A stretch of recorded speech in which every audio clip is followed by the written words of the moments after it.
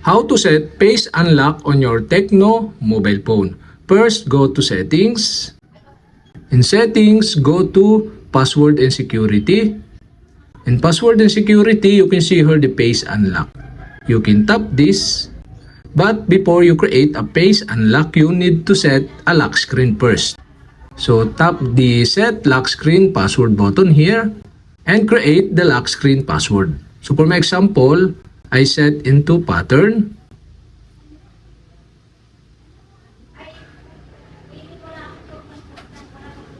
After you draw the pattern, tap Confirm button and tap Done.